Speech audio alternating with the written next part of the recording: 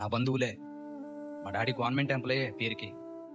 Government ఎంప్లాయీగా ఉంటున్నటువంటి ఆ పరిస్థితుల్లో వీళ్ళకి ఏటరా గవర్నమెంట్ ఎంప్లాయీ కొడుకు ఎలాగని ఉంటాడు కదా అనుకున్నట్టుకుంటుంది. మా పరిస్థితులు మాకు తెలుసు. ఆ పరిస్థితులు ఏంటో తెలుసా?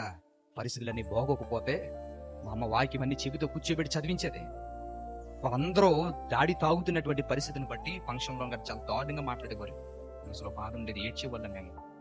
మా డాడీ కాళ్ళు పట్టుకుని కూడా అడిగేవాళ్ళం, డాడీ వద్దు తాక డాడీ వ్యాలీస్ పోతుంది ఇవన్నీ, ఎక్కడ ఫంక్షన్స్కి వెళ్ళని నీ వల్ల మమ్మల్ని చీప్గా చూస్తున్నాను వద్దు డాడీ. ఏడ్చేవాళ్ళమండి మా డాడీ విషయం. మాకు తెలుసు పరిస్థితులు ఎలాగుంటాయో తెలుసు. వాళ్ళు మాట్లాడిన మాటలు ఈ రోజు కూడా నా గుండెలు ఉంటాయి. ఆ మాటలు ఒకసారి నాతో మాట్లాడిన మాటలు చాలా తక్కువగా చీప్గా మాట్లాడేశారండి. అది గుండెలో ఉండిపోయింది ఆ మాట. 13 సంవత్సరాలు మౌనమైపోయాను. 13 సంవత్సరాలు. ఈ రోజు ఏ సలహా అడగాలనుకున్నా ఆ గుమ్మంలో కలవాలి. ఏది అడగాలనుకున్నా నన్ను సంప్రదించాలి. ఏది చెయ్యాలనుకున్నా బాబీకి తెలియాలి ముందని చెప్తుంటారు. ఎందుకు ఆ స్థితిలో ఆ రోజు నన్న మాటతో సమాధానం 5 నిమిషాలకు అయిపోతుంది. లేదు, ఆ బ్రతుకుతో చూపించాల సమాధానం అనుకున్నాను. ఆ రోజు దానికి తోడు దేవుడే ఉన్నాడు అనుకున్నాను. తండ్రి నేనైతే సాధించలేనయ్యా, నువ్వు నాతో పాటు ఉంటే ఏదని నేను సాధించగలను, నువ్వు నాతో ఉంటావని అడిగాను. దేవుడితో కమిట్మెంట్ పెట్టుకున్నాను. ఆ రోజు నీ కాళ్ళు వదల ప్రభువా, నేను అనుకున్న స్టేజ్కి నన్ను తీసుకెళ్ళాలనుకుని నన్ను అడిగిన దేవుడిని ఈ రోజు నిలబెట్టాడు దేవుడు నన్ను.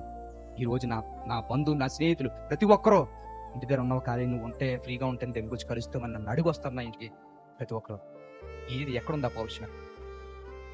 సిగ్గుపడుతున్నాం, అవమానపడుతున్నాం, ఇది అనుకునే బాధతో రగిలిపోయి వాళ్ళ ఎదుటి మాటలు మాట్లాడమే కానీ మన బ్రతుకులతో చూపించే స్థితి ఏమైనా ఉందా మన దగ్గర? ఆలోచనలు పాడైపోయి అంటే నీ ఆలోచనలు ఎలాగ ఉండాలి తెలుసా? ఆరోగ్యం ఏం చేయాలి దేవుడి గురించి, నా తల్లిదండ్రుల కళను ఎలా నెరవేర్చాలి, పాడైపోతే నీ సమాజాన్ని ఎలా మార్చుకోవాలి, అనుక్షణం మారాలి అనుకునేటువంటి ఆలోచన తపనతోటే ఉండాలి. పరిస్థితులు బాగోలేదంటే చెడిపోయింది లోకం అంటారు. అలాంటి పరిస్థితుల్లో బ్రతుకుతున్న మనం అందరం. దుష్టుని జయించాలి అంటే వాక్యం కావాలి. ఆ వాక్యం ఏమన్నా ఉందా మన దగ్గర?